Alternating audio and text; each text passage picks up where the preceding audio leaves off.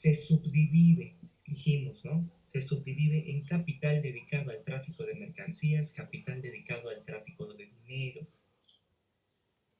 En el capítulo 16 lo que hace es exponer a este capital comercial, pero en la forma de capital dedicado al tráfico de mercancías. Entonces, definimos el capital comercial en cuanto tal, a partir de esta forma. Vimos el concepto, la definición del capital comercial. ¿Sí? Fue allí donde nos quedamos. Si recuerdan, ¿no? ¿Cuál era el concepto? ¿Cuál era la función? ¿Sí? Hasta allí nos quedamos. En concepto y función. La función global, la función específica del capital comercial. ¿Sí? En el concepto, ¿se acuerdan? Dedicado al tráfico de mercancías, no es otra cosa transmutada, la forma transfigurada, la forma transformada, la forma invertida o mistificada, ¿se acuerdan? Para usar sinónimos y para no perdernos con palabras como transmutación, que de pronto a veces son un tanto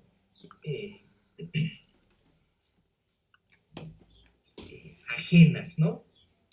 Desconocidas. Bien, el capital dedicado al tráfico de mercancías es la forma de capital de capital mercantil que se halla constantemente en el mercado y permanentemente comprendido por la esfera de la circulación. ¿De acuerdo? Voy a compartir la pantalla.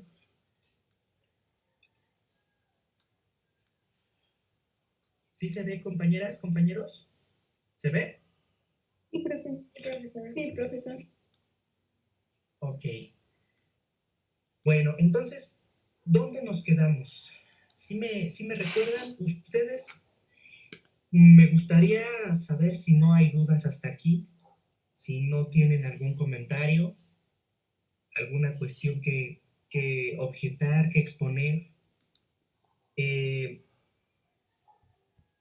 ¿Queda claro entonces el concepto, la definición? Esto es muy importante, ¿eh? El concepto, que sepan definir el concepto de capital comercial a partir del capital dedicado al tráfico de mercancías, ¿no? Y también la función. Dijimos, ¿en qué consiste la función? A diferencia del capital mercantil. ¿Se acuerdan de la aclaración que hicimos, no?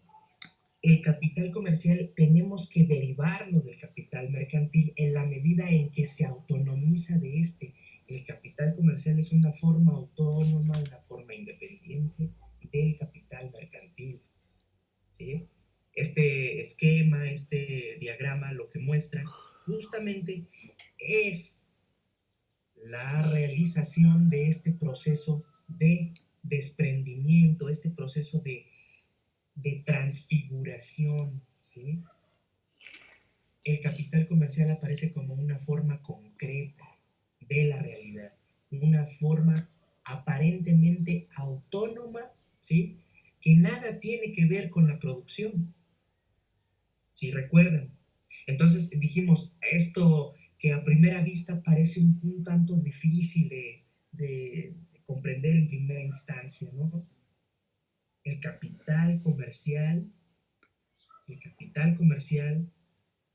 se distingue del capital mercantil en la medida en que el capital comercial se coloca única y exclusivamente, de manera exclusiva, en la esfera de la circulación. También el capital mercantil está colocado exclusivamente en la esfera de la circulación. También, ¿sí?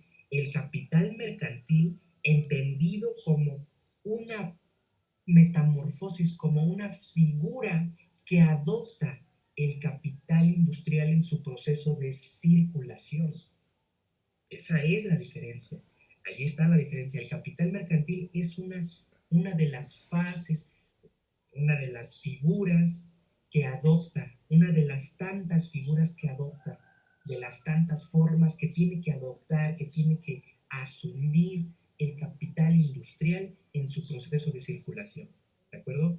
Y sí, el capital mercantil se dedica, sería este, ¿no? Esta forma, ¿se acuerdan lo que vimos acá?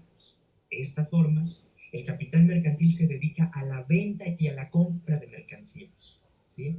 Pero en este caso se dedica a la venta y a la compra de mercancías. ¿Qué mercancías? ¿Qué mercancías, compañeros? En este caso, el capital mercantil, estamos diciendo, es una parte exclusiva del capital industrial, una forma que adopta el capital industrial en todo su proceso de circulación. No es una forma autónoma ni una forma separada.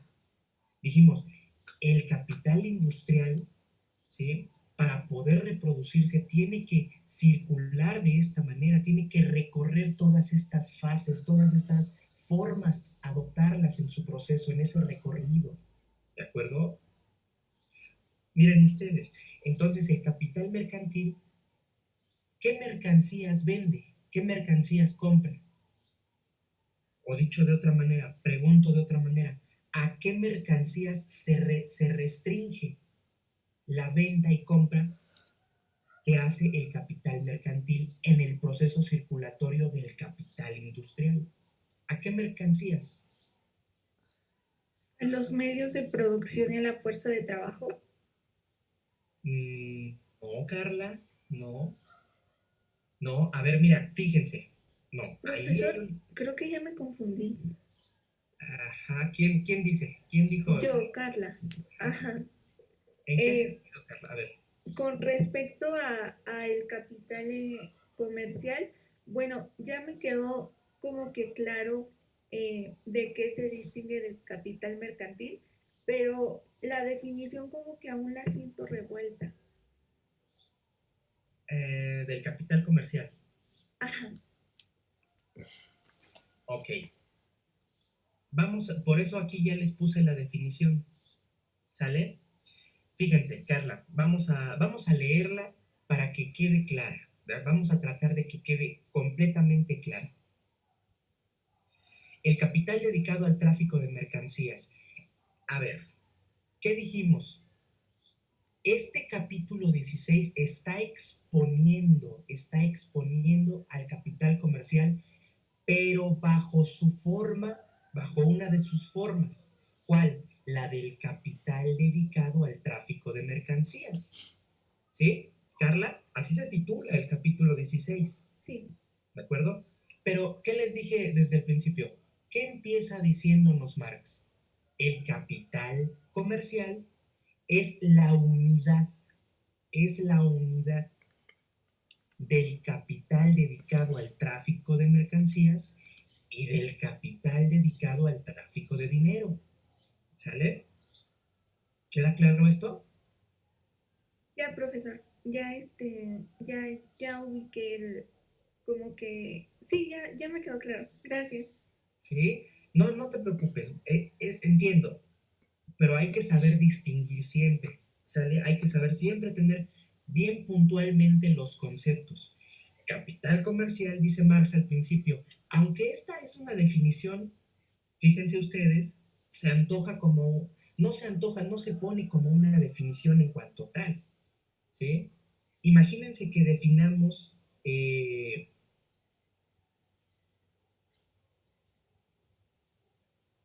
por ejemplo, un árbol, ¿no?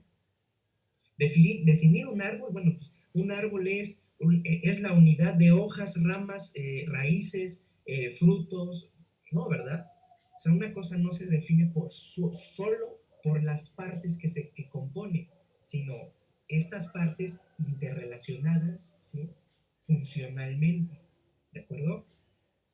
Claro, Marx comienza advirtiendo, el capital comercial es la unidad de dos formas, de dos subespecies, capital dedicado al tráfico de mercancías, capital dedicado al tráfico de dinero.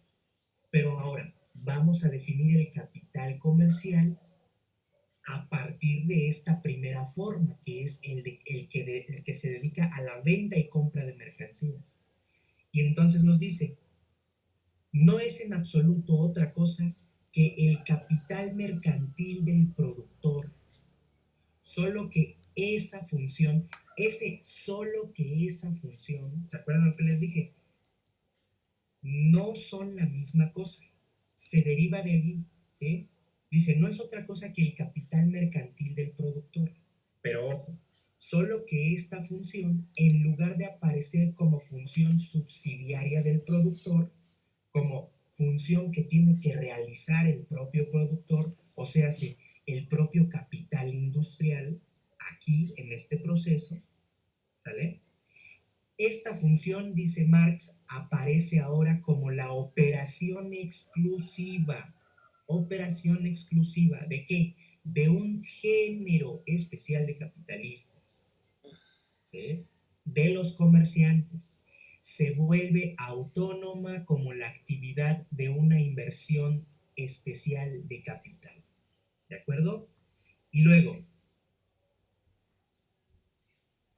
vamos a Marx en otra página. Esto está en la página, perdón, esto está en la página 344, ¿sale? Habiendo explicado Marx este proceso de autonomización, ¿sí? Del capital comercial respecto del capital mercantil, habiendo explicado el proceso de autonomización, ¿en qué medida se vuelve autónomo como actividad de una inversión especial de capital? Marx dice en la 345, el capital dedicado al tráfico de mercancías no es otra cosa que la forma transmutada de una parte de este capital de circulación que se halla constantemente en el mercado en el proceso de la metamorfosis y permanentemente comprendido por la esfera de la circulación. ¿Sale? ¿Queda claro, compañeros, compañeras? Carla, ¿quedó claro esto? ¿Sí? ¿O no? Sí, profesor. ¿Sí? Bueno. Gracias. No, ¿de qué? Entonces, ya tenemos, por eso les dije, ya tenemos el concepto, ¿sale? Definido, un tanto más profundo, ¿sí? No simplemente quedarnos, esa es parte de la definición, es parte de la definición. Claro, cuando ustedes les preguntan, a ver, ¿qué es el capital comercial? Ah, bueno, el capital comercial, según Marx, es la unidad o es este capital que se compone tanto del capital dedicado al tráfico de mercancías como el que se dedica al tráfico de dinero. O dicho de otra manera, el capital comercial es aquel que trafica con mercancías y con dinero, que compra y vende mercancías y que compra y vende dinero. Vamos a ver después en qué consiste eso de comprar y vender dinero.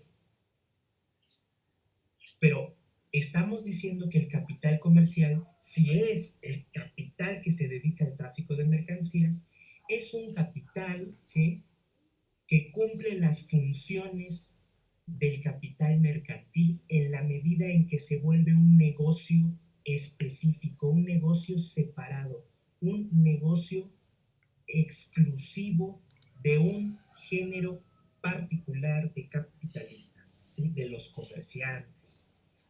Esto es muy importante en la siguiente medida. Eh, También me gustaría saber si quedó claro lo que les comenté acerca de esto un tanto difícil que se vuelve también complicado de entender en primera instancia. El capital mercantil del productor, o sea, del capital industrial, ¿sale? El capital mercantil cumple funciones que son propias de la circulación, ¿sí? Funciones circulatorias, dijimos. ¿Qué funciones habíamos dicho? ¿Sí se acuerdan? Las funciones que son propias de la circulación, pero que de alguna manera inciden directamente en el proceso de producción, ¿sale? Coadyuvan a la producción misma, ¿sí? ¿Se acuerdan ustedes? ¿Qué Sí, profesor. funciones? Sí, a ver, ¿qué funciones dijimos? En el capital industrial se denominaban los medios de producción y los medios de consumo. De hecho, se relacionaba con la producción del plusvalor y la apropiación que propiamente se relacionaba en el tomo 2. Sí, Brandon, de acuerdo. Ese es el concepto del capital industrial del tomo 2, ¿de acuerdo? ¿Sí o no? Sí. Ajá, pero a ver, les pregunto, las funciones. Dijimos tres funciones que cumple el capital mercantil, ¿sale? Que son propias de la circulación, pero que además de ser funciones propias de la circulación, inciden en la producción, son necesarias para el proceso de producción. Hace un rato Carla decía que una de las funciones del capital mercantil, o sea, de esta parte, o vamos a colocarnos, es lo mismo, ¿eh? Es lo mismo, exactamente lo mismo. Todo este proceso, ¿sí? Está también señalado, comprendido aquí. Sola con la diferencia de que esta forma de mercancía que contiene plusvalor está desarrollada. Mercancía más un incremento de sí, de valor. Y luego dinero más un incremento de valor, ¿sale? Pero es exactamente lo mismo si lo ponemos de este modo. A ver, me interesa que quede claro, que se entienda. Esta parte que es la compra, la fase de la compra, dinero que compra mercancías. ¿Cuáles mercancías? Medios de producción y fuerzas de trabajo. Dijimos, los elementos necesarios para comenzar el proceso productivo. En este caso, es un proceso que se inicia con dinero, con el dinero. Y ese proceso que inicia con dinero, ese proceso de compra, ¿sí? De medios de producción y fuerza de trabajo, viene a rematar, tiene que dar conclusión, tiene que terminar, ¿en dónde? Pues donde comenzó, hasta la forma dinero, justamente de la forma dinero a la forma dinero, nada más que con el objetivo de incrementación del valor, ¿de acuerdo? A todo ese proceso, ¿sí? A todo ese ciclo que comienza con dinero y termina con dinero, Marx lo denomina como ciclo del capital, ¿qué? Dinero, del capital dinerario. ¿Queda claro eso, sí o no? ¿Sí? ¿Todos los demás, sí? ¿Queda claro? Sí. Bueno, ahora, el proceso en el cual el capital compra mercancías y luego entra a la producción, entra en funciones productivas y adopta el valor de capital, adopta la forma de capital productivo, ¿sí? Es una fase que interrumpe, dijimos, es una fase que interrumpe el recorrido de la circulación. Entramos ahora a la producción, se pone en suspenso porque implica un tiempo, ¿sale? Implica un tiempo de producción, implica el tiempo en el cual va a ser transformado el elemento material que son los medios de producción por la fuerza de trabajo. ¿Para producir qué cosa? Cualquier cosa que se les ocurra. Dijimos zapatos la vez pasada. Se van a producir zapatos, bueno, pero producir zapatos implica tiempo, ¿sale? Y si se hace de manera industrial, se van a producir tantos cientos, centenares o decenas de pares de zapatos, ¿de acuerdo? Pero aquí lo importante es el proceso de la producción. El capital adopta la forma de capital productivo. Y entonces, ese capital productivo también tiene que volver al punto de partida. Si nos colocamos en el proceso de producción, veremos que constantemente ese proceso de producción se está reiterando, se está renovando, se está repitiendo. Y si entonces se repite, es un ciclo también. ¿A qué ciclo corresponde? ¿Al ciclo del capital qué? ¿Perdón? Productivo. Al ciclo del capital productivo, exactamente. Ya vieron, donde comienza, también termina, ¿sí? Vamos a pensar, vamos a partir desde aquí y siempre el capital productivo va a arrojar una cierta mercancía y esa cierta mercancía se tiene que estar constantemente vendiendo, ¿sí? Y luego esa venta implica que otra vez vamos a comenzar la compra de medios de producción y fuerza de trabajo, y entonces vamos a llegar otra vez finalmente a la producción. De nuevo, vuelve a comenzar, ¿ok?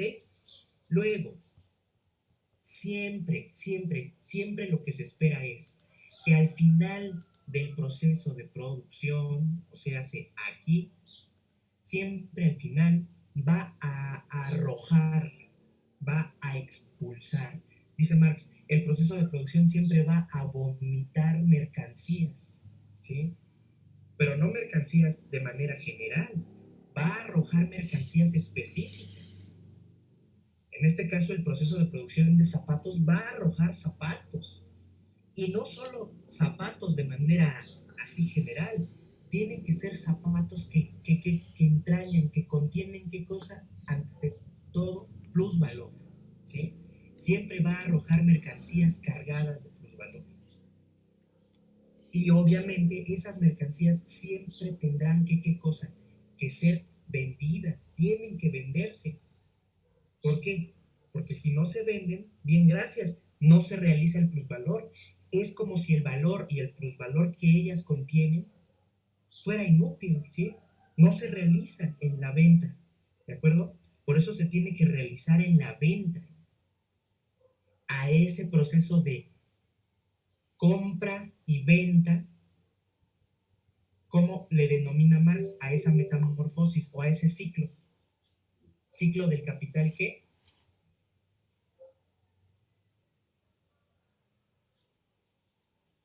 Comercial. No, mercantil. Ojo, ciclo del capital mercantil, ¿vale?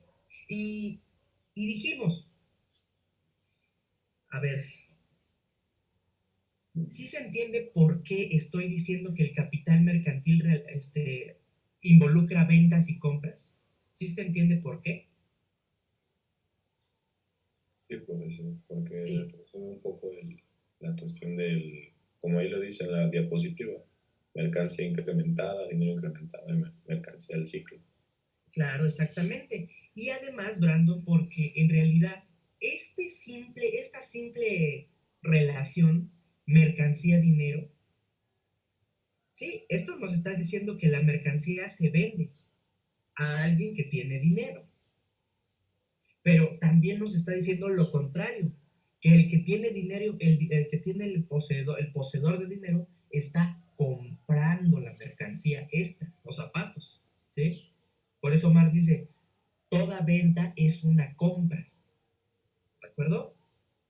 Y claro, como bien dice Brandon, también ese dinero que ahora posee quien vendió los zapatos va a volver a constituir el punto de partida de una nueva compra de medios de producción y fuerza de trabajo. Bueno, si queda claro esto, entonces me interesa las tres funciones que dijimos, que cumple el capital mercantil, o sea, sí, esta parte, el capital mercantil cumple funciones que son propias de la circulación. ¿Como cuáles? Como el transporte, si se acuerdan, como el almacenaje, como la distribución de las mercancías. Todas estas funciones, sí, son propias de la esfera de la circulación. Claro que son propias de la esfera de la circulación, pero son funciones que inciden directamente en el proceso de producción. ¿Sale? Acortan el proceso de, o más bien aceleran el ritmo, el tiempo en el cual se venden las mercancías y entonces dan lugar a que el proceso de producción pueda ser mayormente fluido, ¿sí? ¿Sale? Pero dijimos, esas funciones de transporte, de almacenaje, de distribución, las cumple el capital mercantil cuando estamos colocados simplemente en la perspectiva de la circulación de todo el capital industrial, o sea, hacia aquí. Coadyuvan a la producción. Son propias de la circulación, pero inciden en la producción. Ese es el punto, el rasgo distintivo. Esas funciones, dice Marx, esas funciones las tenemos que abstraer para hablar del capital comercial, ¿sí? para que el capital comercial se autonomice, se independice, ¿sí? Tenemos que hacer a un lado esas funciones. ¿Por qué? Porque el capital comercial ya no tiene nada que ver con la producción, ¿sale? Es un capital autónomo. O sea, el capital industrial ahora está aquí y el capital comercial está por allá. Ya no tienen nada que ver el capital comercial con la producción. En cambio, el capital mercantil sí tiene que ver en alguna medida con este proceso, con ese proceso de producción, porque el capital mercantil no es algo autónomo. Dijimos, es algo que es parte, es una parte de todo este proceso, ¿sale? Y en cambio el capital comercial no es parte de ese proceso, ¿o sí? ¿Sí se dan cuenta de la diferencia? ¿Ya queda clara esa distinción? ¿Sí o no? Sí, ¿Sí, compañeros? ¿Sí? ¿Todo bien? sí. Bueno, entonces, si queda claro ya tenemos el proceso de autonomización, ¿sí? Tenemos la función del capital comercial. ¿Cuál es? Compra y venta de mercancías. Está colocado en el terreno de la circulación, ¿sale? De la circulación de mercancías, ¿de acuerdo? Ya tenemos la función, ya tenemos la definición, tenemos el concepto. Bueno, lo que sigue ahora, a partir de esto, es lo siguiente.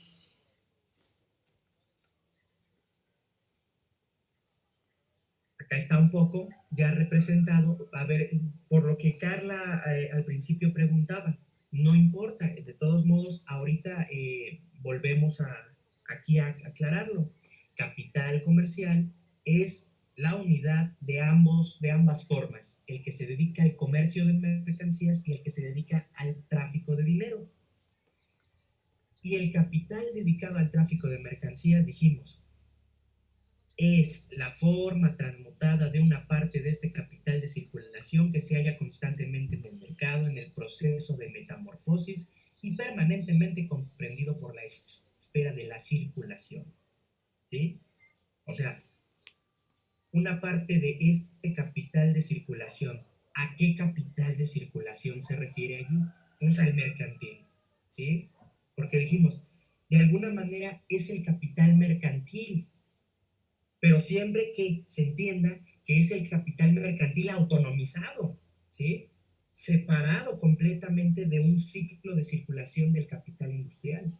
Es un capital, el capital comercial es autónomo, independiente, ¿sí? Por eso les dije, no deben de confundirlo con el capital mercantil. No son la misma cosa así nada más, ¿sí?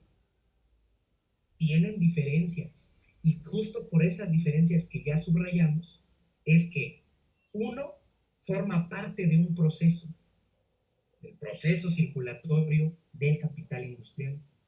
El otro nada tiene que ver con ese proceso, es independiente de ese proceso. Bueno, tenemos el concepto, la función.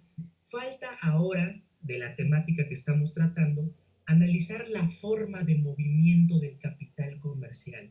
La forma de movimiento. ¿Cómo, cómo vamos a entender, ¿sí? De qué manera se presenta el movimiento o la dinámica propia del capital comercial para terminar su caracterización completa? Bien, vamos a revisar entonces. Dice Marx, la primera idea central de todo esto. El capital comercial, ya dijimos, es un negocio particular, se vuelve una operación específica, una operación especial de un capitalista especial, de un capitalista individual, de un capitalista singular, de un capitalista particular. Que en este caso, ¿cuál es? Dijimos el comerciante. ¿Sale? El comerciante entonces ahora hace suya la función que antes estaba cumpliendo el capitalista industrial, o sea, el que recorría este ciclo, ¿sale? Quien recorría este ciclo tenía que vender él mismo las mercancías aquí, ¿sí? Tenía que venderlas para volver a comenzar, ¿sale? Pero esa venta ahora, digamos, ya no la va a hacer él, va a ser operación especial ¿de quién? Del capitalista comercial, del comerciante de mercancías. ¿Va que va? Entonces, esto significa lo siguiente. El capitalista comercial, dado que se dedica a una operación particular que es constantemente estar comprando mercancías, comprándole mercancías a quienes, pues al productor, al fabricante, al industrial, ¿sale?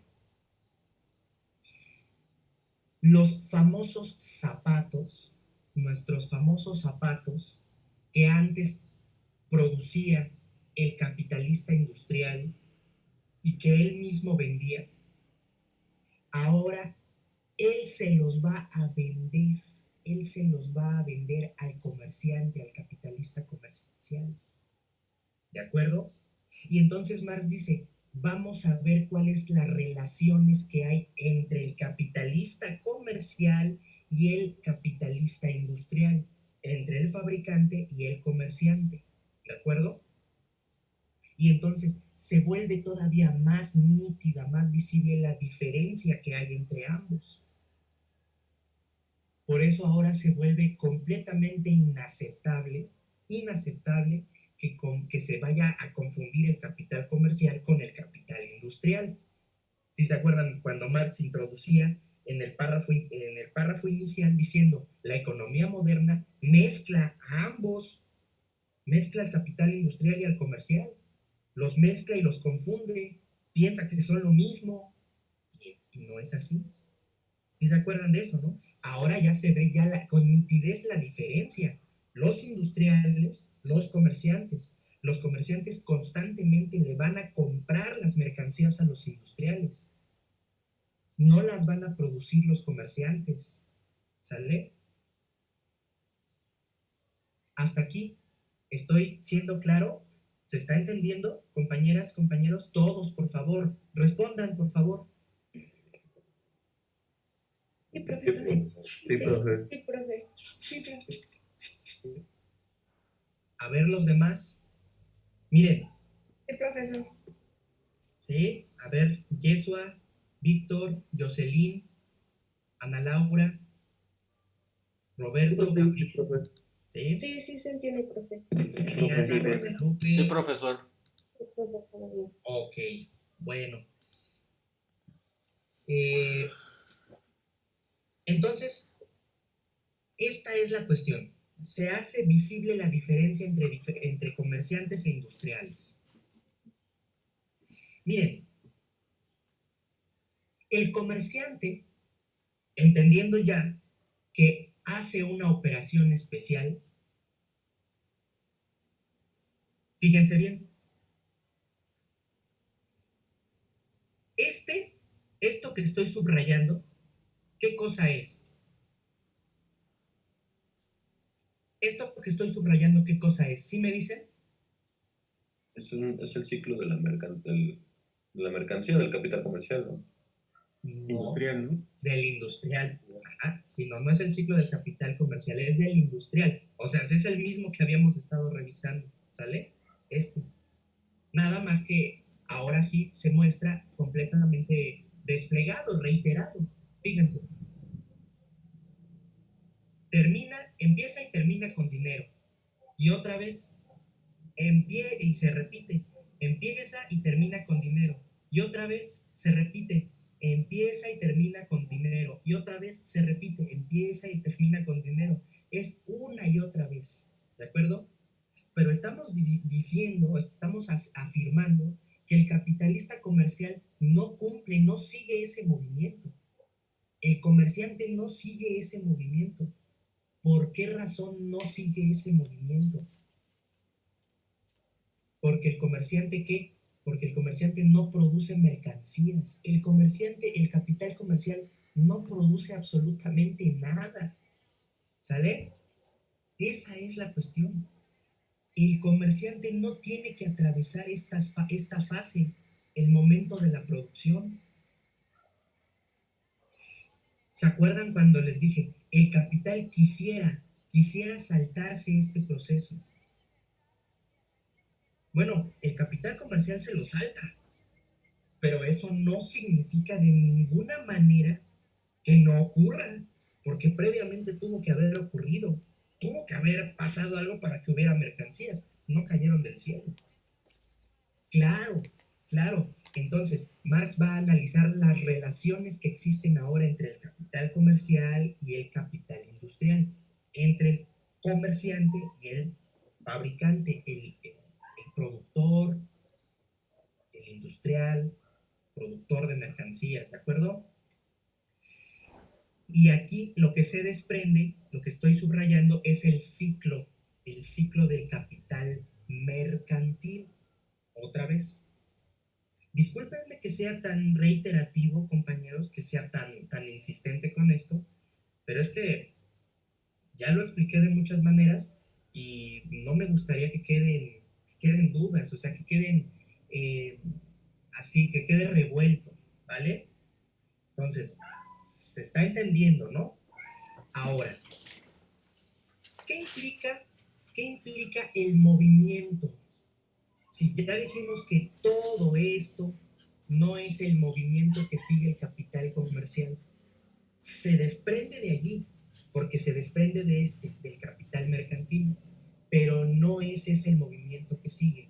¿Cuál es el movimiento que sigue? Este es su movimiento específico, esa es la forma específica. Ojo con eso. Esa es la forma específica de movimiento del capital comercial, esta que estoy subrayando. ¿Sí se acuerdan del tomo 1?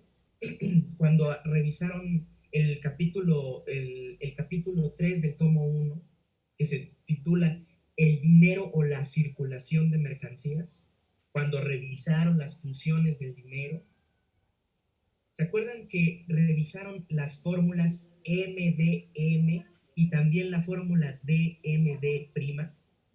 ¿Sí se acuerdan, compañeros, compañeras? ¿Se acuerdan o no? Sí, y una es la simple también, ¿no? Exactamente, una es la simple y esta es propiamente la forma capitalista de la circulación de mercancías. ¿Sale? En la otra, en la simple, lo que se hace es vender mercancías para comprar mercancías. O vamos a establecerlo de este modo. Vamos a ponerlo por aquí, para que quede clarito, ¿sale? ¿Sale? En la otra forma es esta, M, E, M, ¿de acuerdo? ¿Sí se acuerdan, no? ¿Sí? En este caso, ¿qué teníamos? La venta de la mercancía, o sea, quien tiene la mercancía la vende con el fin de que de volver a comprar mercancía, ¿sale? Tenemos lo mismo, la unidad de compras y ventas, o en este caso primero de ventas y después de compras. Y en esta otra tenemos que compras y después ventas, ¿sí? Bueno, si ustedes se acuerdan de esta fórmula, ¿qué nos decía en esa fórmula Marx? Esa es la fórmula general de circulación de la riqueza capitalista, la fórmula general del capital, dice Marx, en el tomo 1. De acuerdo. Pero en el tomo 1, esa fórmula se analizó con la finalidad de hacer visible el movimiento de incrementación del valor. Dice Marx, en el mercado ocurre algo muy particular. Ciertos poseedores de dinero tienen la capacidad de avanzar sumas de dinero, de volcar dinero, comprar mercancías y luego, ¿qué cosa? Venderlas y obtener un plusvalor, obtener más valor, obtener un incremento de valor para el valor inicial que ellos volcaron a la circulación. La pregunta que hacía Marx en el tomo 1, al analizar esta fórmula, era: ¿de dónde diablos sale ese plusvalor? ¿Cómo se obtiene ese incremento de plusvalor? Y bueno, va analizando muchas posibles respuestas. Si se acuerdan, ¿no? Entre una de esas respuestas, dice Marx, cabe pensar en la posibilidad de que quien compró mercancías, o sea, quien tenía dinero y fue a comprar mercancías, después las vendió, ¿sale? Las vendió. ¿Y qué pasó?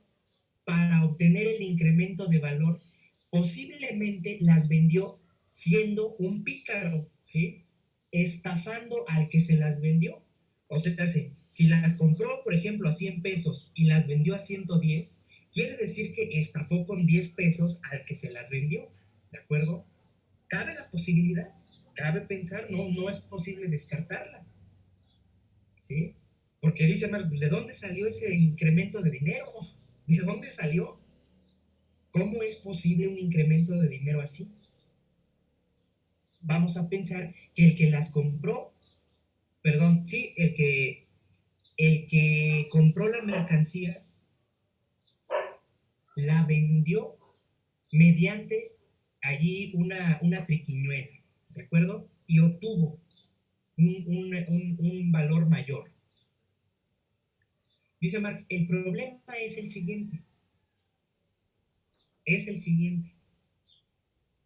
¿Qué pasaría si todos los propietarios, si todos los productores propietarios de mercancías actuaran de esa manera? ¿Qué es lo que sucedería?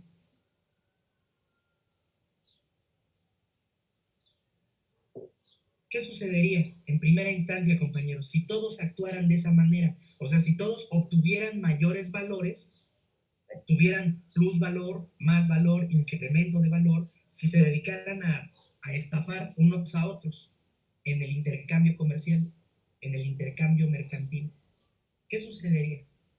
¿Sí se imaginan qué sucedería? A ver, les Los pregunto. precios se harían inalcanzables en cierto punto. En una medida así, Carla, exactamente, sería un caos, ¿no? En primera instancia sería un caos. Los precios los fijaría cada quien a su gusto y a su ventaja. ¿Sí se dan cuenta? Es más, los precios ni siquiera tendrían una fijación regular, ¿no? ¿Sí, Carla? ¿De acuerdo? ¿Sí? Sí, profesor. Bueno, lo siguiente, como bien dice Carla, los precios no tendrían una regla, no seguirían una norma general, ¿sale? Otra, si todos se estafaran unos a otros, tendríamos que aceptar lo siguiente: estamos en un modo de producción el cual está basado en la estafa total, ¿sí? En la estafa. ¿Y entonces qué creen? Pues entonces todo lo que tiene que ver con el plusvalor se respaldaría por por una simple estafa. Allí sí tendría razón la explicación que dieron ciertos autores, como un francés que se llamaba Joseph Pierre Proudhon, ¿sí? Proudhon, por ejemplo, y todos sus seguidores decían que el capitalismo era un robo, que estaba fundado sobre el robo, sobre la estafa generalizada. Marx se burla de ellos y les dice: ¿saben qué? Ustedes no entienden absolutamente nada. No entienden nada. Imagínense un modo de producción que estuviera fundado en el robo, ¿no? Que funcionara sobre la base permanente del robo. Sería un caos. Y además no tendría entonces explicación. No se podría explicar un sistema así. ¿Sale? Evidentemente Marx dice, bueno, vamos a darle el beneficio de la duda a esa explicación. Y entonces, quien vendió la mercancía la vendió hábilmente más cara. ¿Por qué método? Por el método del pillaje, de la estafa. Ok, puede darse la situación en que alguien haga esto, en que un individuo, dos, tres hagan eso, pero lo hagan de manera aislada. Eso no es lo general. Esa no es la norma. ¿Cuál era la norma que Marx estaba analizando? Dice, vamos a pensar otra posibilidad. Vamos a pensar otra posibilidad. Quien compró la mercancía, ¿sí? Quien compró la mercancía, la compró de alguna manera, la compró más barata. No robó a nadie, no estafó a nadie, ¿sale? Simplemente tuvo la suerte de comprarla más barata de lo que realmente cuesta, es decir, difiriendo su precio de su valor, ¿sí? Compró por debajo de su valor. Esa es una posibilidad también, que compró más barata la mercancía, ¿sale? Pero si la compró más barata, tampoco eso estaría justificando que obtuviera más valor del que ella costó. Simplemente la adquirió más barata y pudo hábilmente doblarle su precio. No solo igualarla en el precio que realmente debía haberla comprado, sino que le aumentó el precio. ¿Sale? La vendió con ventaja, hábilmente, ¿sí? Pero ojo, dice Marx, tampoco esa es la regla general. Tampoco eso puede explicar el incremento de valor, ¿sí? Porque o una de dos, si la compró a 90 y su precio era de 100 y luego va y la vende a 100, pues están de acuerdo que ahí quedan tablas, ahí no hay ninguna ventaja. Pero si la compró a 90 y la vendió a 110, bueno, incluso obtuvo más, obtuvo el doble, obtuvo 20, ¿sí? ¿Vale? ¿Sí queda claro, compañeros, compañeras? ¿Sí o no? ¿Sí?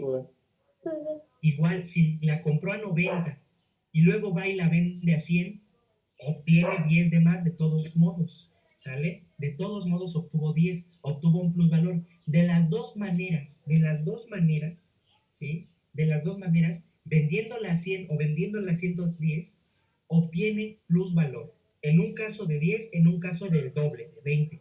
De acuerdo, de acuerdo. Pero eso no puede ser tampoco la explicación. No puede ser la explicación. Claro, puede darse por allí quien haga eso de manera aislada, ¿sí? De manera esporádica, pero esa no es la regla. A ver, compañeros, ¿cuál era la solución que Marx daba en el tomo 1? Para recordar, para refrescar la memoria. ¿Cuál era la solución de ese plusvalor? La verdadera solución. Si no es el robo, no es la estafa, no es la habilidad de comprar por debajo del valor y vender, o sea, comprar caro y vender, perdón, comprar barato y vender más caro. Esa no es la solución. ¿Cuál era la solución que daba Marx para este incremento de valor?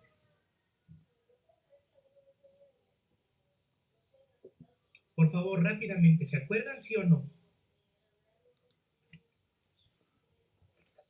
Que es fundamental. A ver, los demás, nadie se acuerda. Por ahí alguien que diga, ay, ay, ay, sí, eso es muy importante. Tuvo que haber ocurrido algo. Brandon, Jocelyn, Ana Laura. ¿No era la valorización del valor? ¿Mande? ¿No era la valorización del valor? A ver, este es un proceso de valorización, ¿de acuerdo, Brandon? Porque estamos diciendo que se inicia con 100 y se termina con 110. Se valorizó el valor, ¿no? Sí. Pero lo que quieres saber es por qué, ¿no? O sea, ¿cuál es el por qué okay. Claro, y además es una pregunta científica, ¿no? Cuando se analiza el proceso de circulación, hay que responderla, hay que averiguarla. Entonces, Marx, como les digo, en el tomo 1 va analizar, bueno, va exponiendo diferentes posibles vías.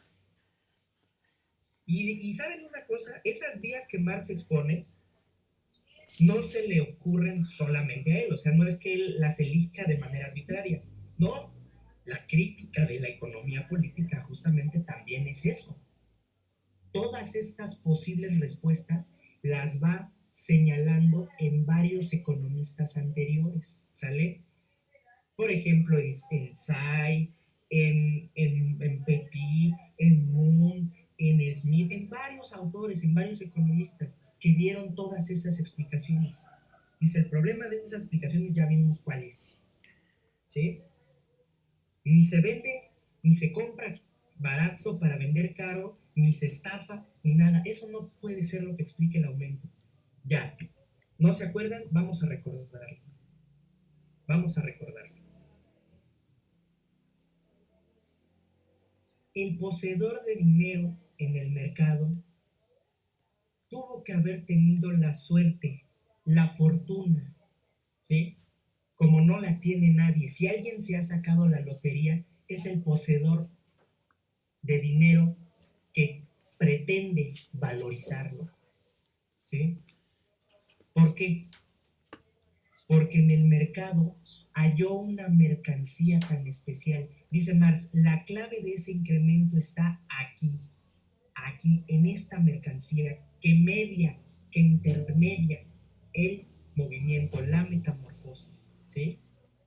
Y que esta mercancía es la consecuencia exclusiva del incremento del valor.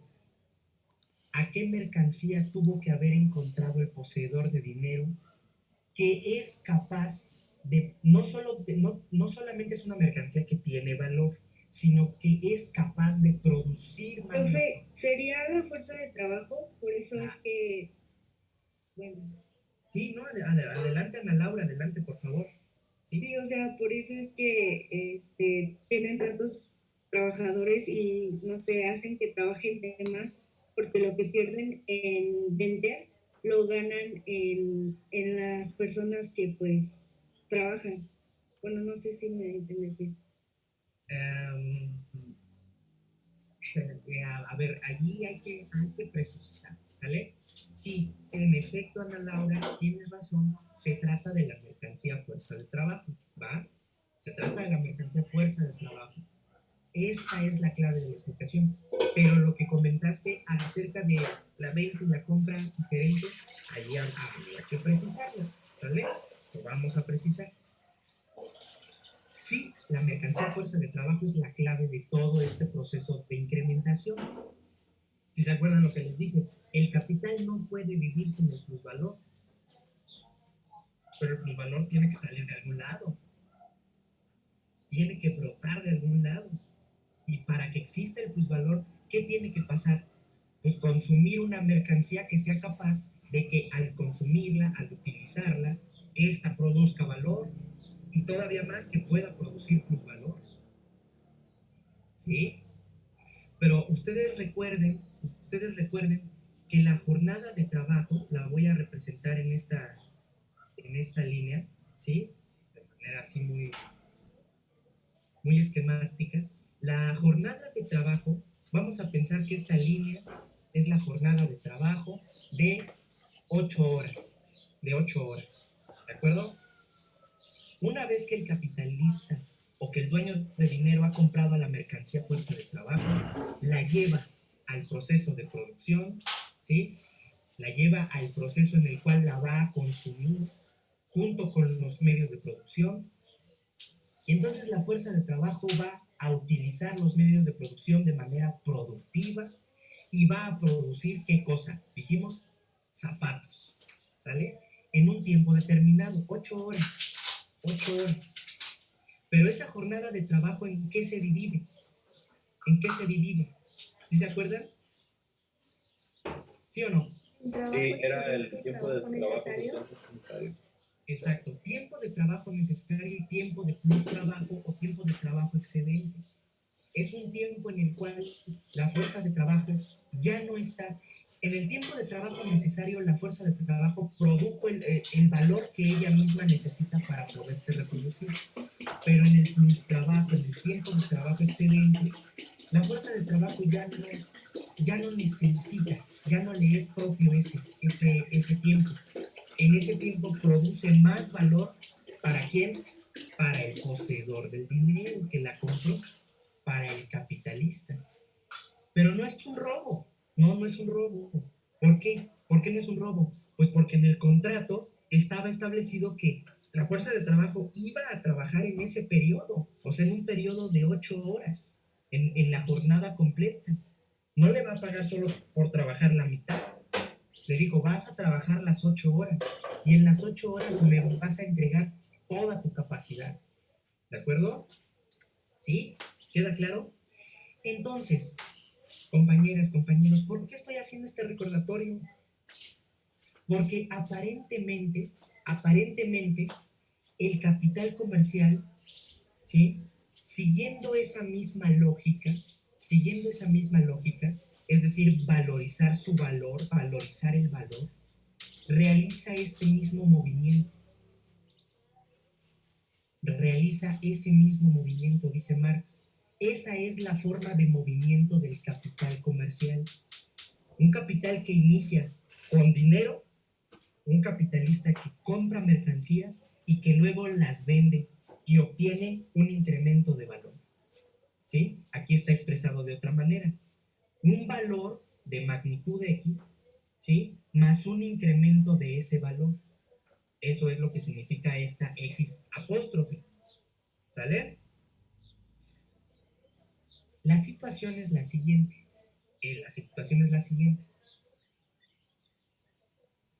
Marx en el tomo 1, cuando analizó esta fórmula, lo hizo con la intención expresa de demostrar científicamente que la fuerza de trabajo es la mercancía que permite este incremento de valor. ¿Sale? Pero compañeros, compañeras, justamente allí donde expone esto Marx, ¿sale? Justo donde expone esta fórmula en el tomo 1, Marx menciona, nombra al capital comercial, lo nombra, pero dice lo siguiente, dice, esta forma de movimiento la pueden realizar los comerciantes, el capital comercial, pero aquí no lo vamos a analizar. No es momento, en el tomo 1 dice, no es momento de analizar al capital comercial. No podemos analizarlo todavía. Así que no sabemos qué es, ni qué significa, ni nada. ¿Sí? El capital comercial tiene ese movimiento, pero no es el momento de analizarlo. Lo vamos a dejar para más adelante. ¿Sí? Con esa advertencia, entonces queda claro que Marx en el tomo 1 lo que le interesaba era demostrar que la única manera para que se incremente el valor es que la mercancía fuerza de trabajo se compre y se consuma. ¿Sí? La consecuencia del incremento del valor está dada por qué cosa, o más bien, no la consecuencia, sino la causa. ¿Sí? La causa del incremento del valor está en la mercancía fuerza de trabajo. ¿Sí?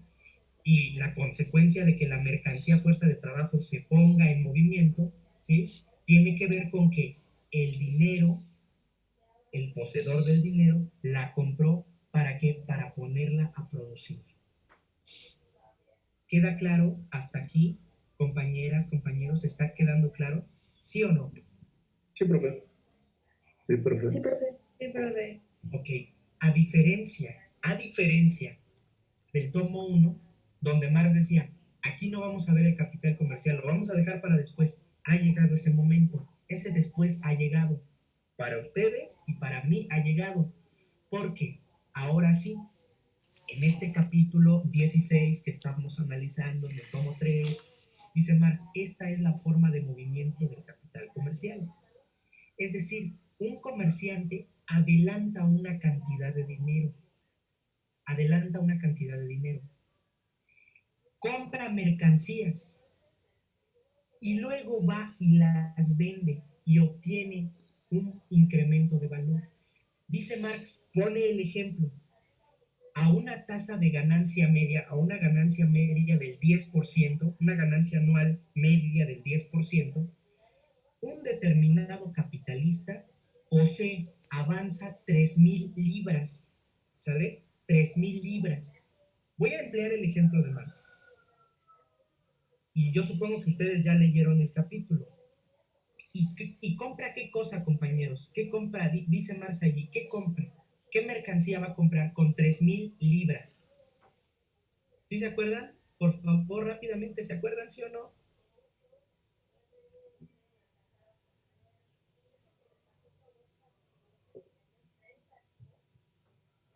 Compañeros, compañeras, ¿se acuerdan? ¿Qué mercancías compra?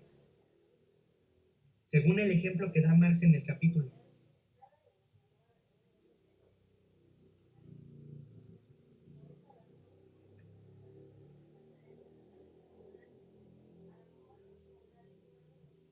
Compañeros, compañeras, ¿qué mercancías compra? ¿No se acuerdan?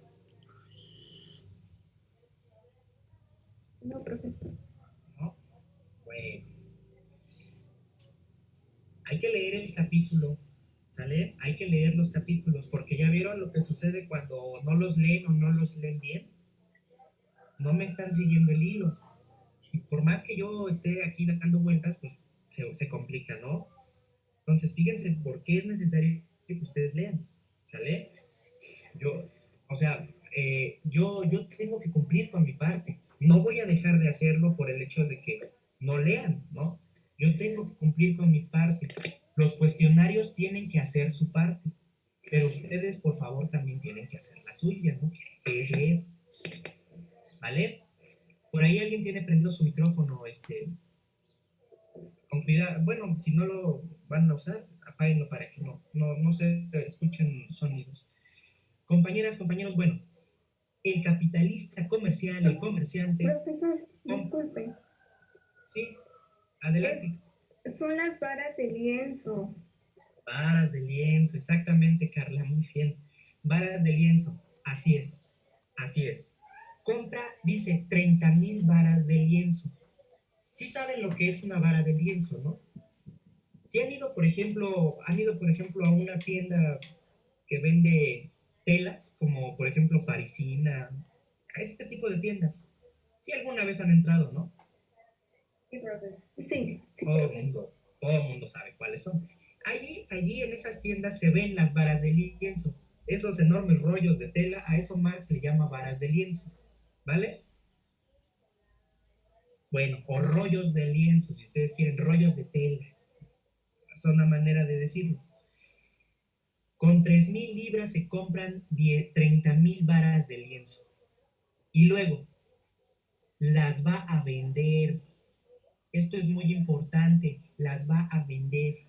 Pero fíjense nada más, como la tasa de ganancia media era del 10%, es decir, va a obtener una ganancia del 10%. ¿Eso qué significa? Que si empezó con 3,000 libras, ¿sí? Si empezó con 3,000 libras, aquí hay un error, ¿verdad? Hay un error. Perdón, se me fue ahí un cero. Va a obtener al 10% de tasa de ganancia si vende las 30,000 varas de lienzo, va a obtener una ganancia de 300 libras.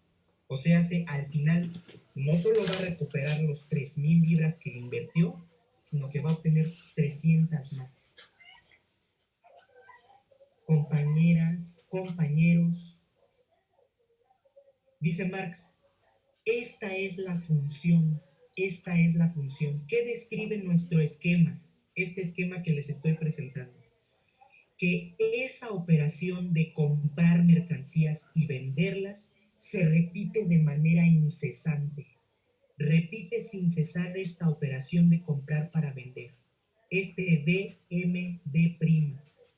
¿Sí? Por eso aquí hay la unidad repetitiva. Una y otra vez tiene que estar comprando y vendiendo mercancías. Ese es el negocio particular. Esa es la autonomía en la cual se explica que el capitalista comercial esté recibiendo ganancias. Esa es la forma de movimiento del capital comercial. ¿De acuerdo? Ya tenemos el concepto, ya tenemos la función. ¿Cuál es el concepto? Aquí está.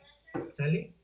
Todo esto es el concepto. ¿Qué es el capital comercial? La unidad del dedicado al tráfico de mercancías y del dedicado al tráfico de dinero. Y el capital dedicado al tráfico de mercancías es esto, es su definición, su concepto. ¿Cuál era la función? Comprar y vender mercancías, estar constantemente en un proceso de circulación. ¿Cuál es su forma de movimiento? Esta. Avanzar una cantidad de dinero para comprar mercancías y obtener ganancias con la venta de esas mercancías. ¿Sí? Repitiendo incesantemente esa operación. Bueno, a ver. Pero yo les pregunto a ustedes, por favor traten de contestar lo más rápido para que ya cerremos y terminemos este capítulo. El capitalista comercial, a ver, pregunta capciosa después de todo lo que he explicado. El capitalista comercial recibe ganancias, o sea, valoriza su valor avanzado, valoriza las 3,000 libras gracias a haber comprado fuerza de trabajo. ¿Sí o no? No. No, por supuesto que no. Por supuesto que no. Entonces, la pregunta crítica que Marx hace aquí es, con toda legitimidad, si este es el movimiento del capital comercial, ¿cómo se obtienen esas 300 libras de ganancia? ¿De dónde brota la ganancia del comerciante? Esa es la pregunta. Esa es la enorme pregunta crítica. ¿Sí? Crítica de la economía política, ¿se acuerdan? Entonces, ¿de dónde surge la ganancia comercial? Porque sí surge, ya pasó, aquí está, vendió las mercancías, pero no compró fuerza de trabajo, compró varas de lienzo. Y entonces es necesario acordarnos de aquel tomo 1 donde decía, es que es la mercancía fuerza de trabajo la única que puede suscitar este proceso de incrementación. Es la única, no puede haber otra mercancía que permita incrementar así el valor. Respuesta. No significa de ninguna manera que entre el tomo 1 y el tomo, así en el tomo 1 explicaba las cosas de un modo y en el tomo 3 ya no. Sigue siendo lo mismo. Pero por esa razón, Marx en el tomo 1 dijo, ahorita no vamos a hablar del capital comercial. No vamos a hablar de eso. Vamos a hallar el fundamento. Ahora sí. ¿A qué se debe esa ganancia? Lo pueden ver ustedes, al hecho de que la mercancía fuerza de trabajo en algún momento, en algún punto, ¿produjo qué cosa? Esas Plusvalía, ¿no? Exacto, plusvalía, plusvalor, y sobre todo produjo plusvalor bajo la forma de ¿qué? De varas de lienzo. ¿De dónde salieron esas varas de lienzo? Pues de aquí, ¿no? ¿De quién? ¿Del fabricante de quién? Del lienzo, del productor de lienzo, del capitalista industrial que realizó la iniciativa de producir lienzo. Y luego el capitalista comercial, ¿qué hizo? Le compró esas varas de lienzo que ya tenían plusvalor. ¿Sí se dan cuenta? O sea, el capitalista industrial fue quien comenzó la producción del lienzo. Se detuvo aquí, se detuvo allí, y luego el capitalista comercial le compró estas varas de lienzo y realizó esta operación. O sea, esta de acá. ¿De acuerdo? ¿Ya quedó claro? ¿Ya se entendió así? ¿O no? Sí, profesor. Sí, profe. Bien, entonces, ya vieron cómo funciona, ¿no? Ya vieron cuál es la relación entre el industrial y el comerciante. Ustedes pueden decir con toda justeza, oiga maestro, pero es que Marx ya se equivocó entonces, es que entonces ahí la mercancía que compró sí puede producir ganancias. Pues sí las produce, genera ganancia, ¿por qué? Pues porque de antemano, en el proceso de producción, ya se había generado el plusvalor. Las varas de lienzo ya tenían plusvalor porque se las compró. Sí es cierto que el comerciante no produjo nada, no explotó nada, ni a la fuerza de trabajo ni a nadie, porque es autónomo, es independiente de ese proceso, pero sí que las mercancías fueron producidas por la fuerza de trabajo que explotó el industrial, porque el industrial sí tuvo que comprar esas mercancías. ¿Sí? Compañeras, compañeros. Entonces, esta es la característica fundamental del movimiento del capital comercial, ¿sale? Repetir de manera incesante este proceso.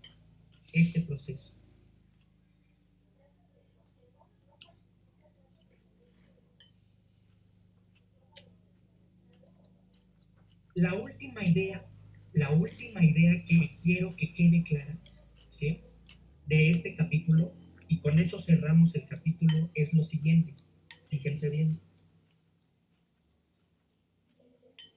Dice Marx, pregunta,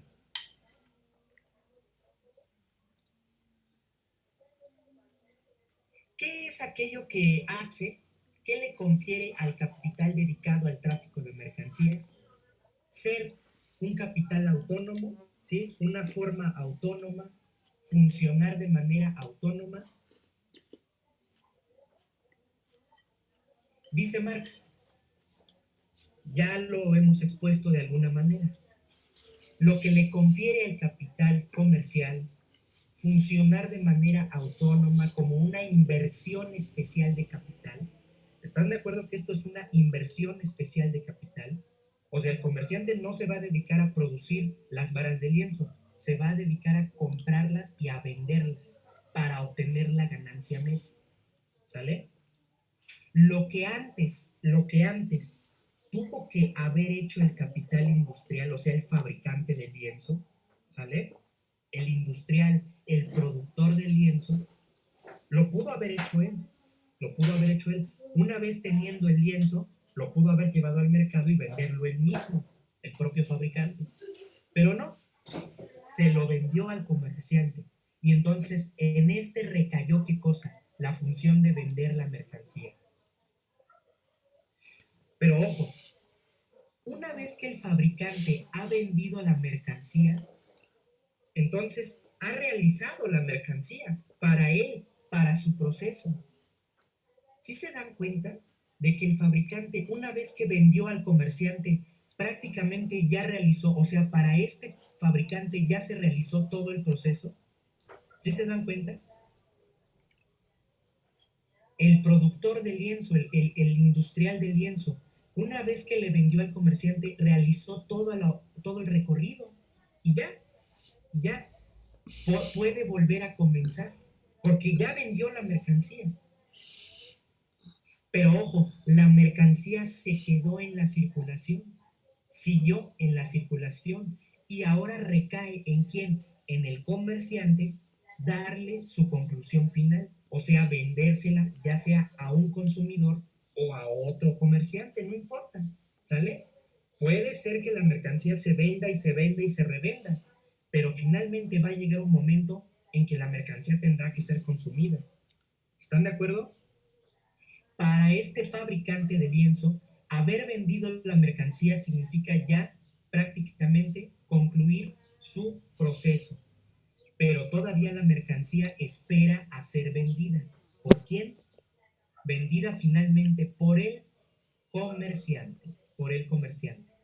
Esto significa que la mercancía no se vende solo una vez, sino que se puede vender 2 o más veces. ¿Sí se fijan en eso? Entonces, lo que le confiere al capital comercial esa figura autónoma de inversión de capital Primero es el hecho de que el capital comercial, ¿sí?, lleva a cabo la transformación definitiva de la mercancía en dinero, la venta definitiva de la mercancía, de las varas del lienzo, ¿sí? Pero no solo, no solo por eso, sino también fundamentalmente porque el capital comercial, con ese movimiento que hace, con esa operación de capital que hace, lo que está haciendo es concluir, cerrar de alguna manera el proceso de circulación del capital industrial, del productor, ¿sale? La relación que hay entre el comerciante y el industrial es muy importante porque el comerciante coadyuva, ¿sí?, ayuda a que se acelere el proceso este circulatorio. ¿Sí se entiende? ¿Queda claro? ¿Sale? ¿Sí o no? ¿Sí? Sí, profesor. Sí, profesor. Entonces, en consecuencia, el capital mercantil asume en el capital dedicado al tráfico de mercancías la figura de una especie autónoma de capital por el hecho de que el comerciante adelanta capital dinerario, el cual solo se valoriza como capital, solo funciona como capital por el hecho de estar exclusivamente ocupado en mediar la metamorfosis del capital mercantil, ¿sale? O sea, el comerciante inicia como capital dinerario su inversión y con eso realiza esta función del capital mercantil, realiza la operación que lleva a cabo el capital mercantil, que es vender las mercancías. Aquí está, ¿sale? Esta coincide justo con esta, ¿de acuerdo? ¿Y cuál es la función del capital mercantil? O sea, hace transformar la mercancía en dinero, venderla. Y lo hace mediante la constante compra y venta de mercancías, dice Marx. ¿Sí? ¿Quién? El comerciante. En virtud de esa función suya, la forma de su dinero en capital dinerario, ¿sí?, o sea, en esta forma de capital, en virtud del mismo proceso transforma el capital mercantil en capital dedicado al tráfico de mercancías, ¿sale? En virtud de este proceso, este capital se transforma en capital comercial o capital dedicado al tráfico de mercancías. Y la última idea, y esta es bien importante, tomen nota de esto. ¿Con cuántos capitales industriales se puede relacionar este capitalista comercial? ¿Con cuántos capitales industriales? ¿Sí me dicen? ¿Con cuántos industriales se puede relacionar?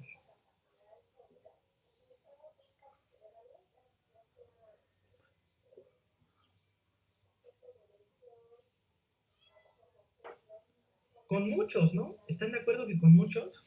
Con tantos como puedan, ¿sí?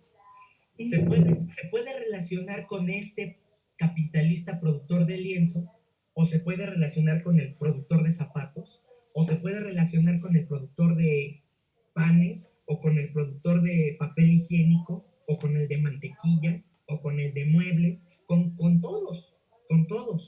Así que, conclusión de esto, dice Marx, el capital comercial puede mediar, puede representar las rotaciones del capital de diferentes capitalistas de dos maneras. Tomen nota de esto. El capitalista comercial puede representar la rotación del capital de diferentes maneras. ¿Cuáles? Son dos maneras. La primera, el mismo comerciante puede relacionarse y representar la rotación del capitalista comercial, perdón, del productor de lienzo, ¿sí? De este productor de lienzo, o de otro productor de lienzo, o de otro, o de otro. Acuérdense que no hay un solo productor de lienzo, hay muchos compitiendo, ¿sí? Hay muchos que compiten, productores de lienzo. Entonces, el comerciante se puede relacionar con ellos, con todos los productores de lienzo, le puede comprar a todos. Así que una manera en la cual puede mediar la rotación de un solo capital, de un solo tipo de capital industrial, ¿sí? Es esa, al interior de una sola rama de la producción, la producción de lienzo. Al interior de una sola industria, el capital puede mediar las rotaciones de diferentes capitales, ¿sale? De diferentes capitales productores de lienzo. La otra manera, el comerciante no solo se relaciona con productores de lienzo, también puede relacionarse con otros productores de otras mercancías. Entonces, el comerciante o el capital comercial puede mediar las rotaciones de diferentes capitales, ¿sí? En diferentes ramas de la producción. Esa es la conclusión, ¿sale? El mismo capital comercial puede mediar sucesivamente las diversas rotaciones de los capitales invertidos en un solo ramo de la producción, o sea, de muchos productores de lienzo. Y por otra parte, el mismo capital comercial puede mediar la rotación de diversos capitales en diversos ramos de la producción. ¿Queda clara esa idea, compañeras, compañeros? ¿Sí o no? ¿Sí se entiende esa idea? Sí, profesor. ¿Sí? ¿Sí se acuerdan ustedes lo que es la rotación del capital? Es algo muy sencillo. ¿Sí se acuerdan o no? Porque les estoy hablando de rotación y no sé si se acuerdan, pero ¿se acuerdan o no? Para decirlo rápido. ¿Sí o no? Sí. Es el tiempo que tarda en completarse el ciclo, ¿no, profesor?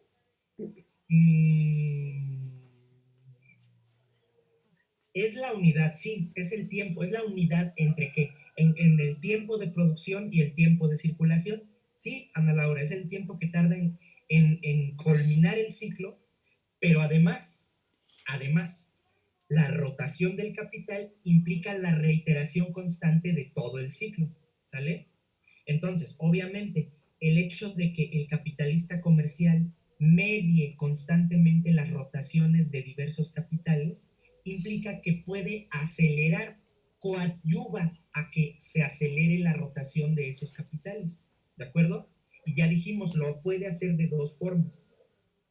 Una, al interior de un mismo ramo de la producción puede mediar la rotación de diversos capitalistas.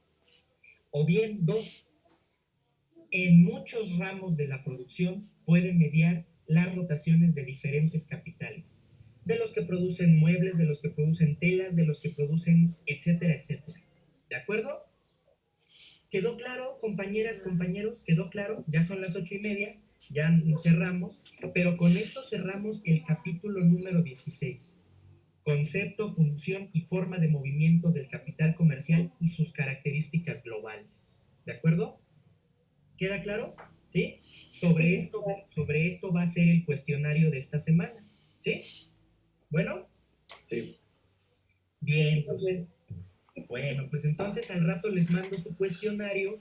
El lunes no tenemos clase, ¿verdad? No hay clase el lunes, ¿o sí?